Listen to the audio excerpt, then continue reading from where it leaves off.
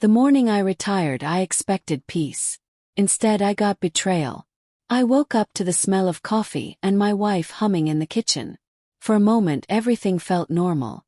I just turned 60, hung up my uniform after 35 years in the Coast Guard, and finally had time to breathe. My plan was simple: take my boat, Serenity, out to sea for a week. Just me, the water, and silence. But when I stepped outside to check on her, the boat that had carried me through storms and years of stress, the slip was empty. My heart stopped. The rope ends were still tied neatly to the dock, but Serenity was gone. At first I thought someone had stolen her. My hands shook as I called the marina office. "This is John Ellis," I said. "My boat's missing, white 24-foot Grady white, hull number." The clerk cut me off. "Oh, Mr. Ellis. Yeah, your wife came by this morning. Said you'd sold it." "What?" "She brought paperwork. Bill of sale, your signature and everything." "I thought you knew." My mind went blank. I drove home fast, my hands gripping the steering wheel so tightly they hurt. She was still at the kitchen table, flipping through a travel magazine, calm as ever. "Where's my boat, Lisa?" "Yes." She looked up unfazed. "Oh, that old thing. I sold it." "You what?" "You don't need it anymore," she said, smiling faintly. "You're retired now. We can travel, do something together. I booked a spa trip for next week. With the money, we can finally relax." I stood there trying to process the words. You don't need it anymore. That boat wasn't just fiberglass and wood. It was every hour I'd sacrificed for our future. Every storm I'd survived thinking of her waiting at home. "You sold my boat," I said slowly, "without telling me." She sighed like I was being unreasonable. "John, it's not a big deal. You're overreacting." I walked out before I said something I couldn't take back. That night, I sat in the garage staring at the empty spot where my fishing gear used to hang. The betrayal settled deep in my chest. Not fiery but cold. Lisa had always been practical, maybe too practical. But this felt different. It wasn't about money. It was control. Over the next few days, I noticed things I'd missed. Her phone was always on silent. She'd step outside to take calls. And when I asked who she was talking to, she'd smile and say, "Just the girls." One night, while she was asleep, I checked our joint account.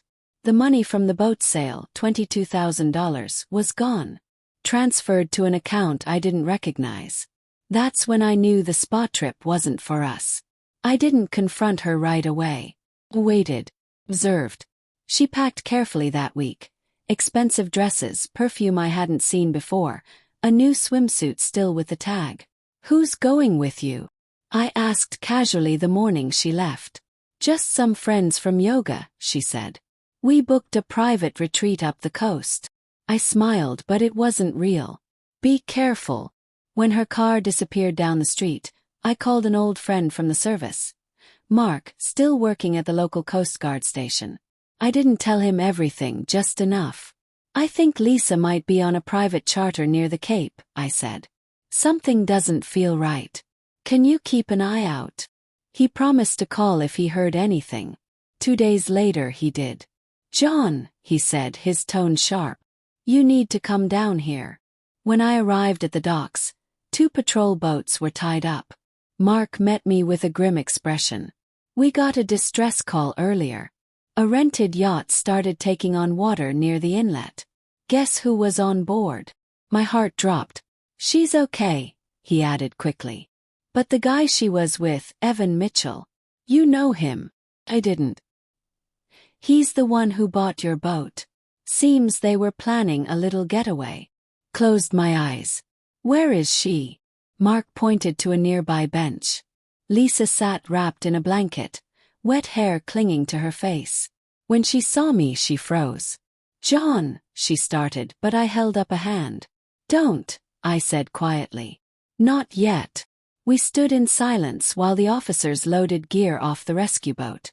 Her voice finally cracked. "It wasn't what you think." "Really?" said.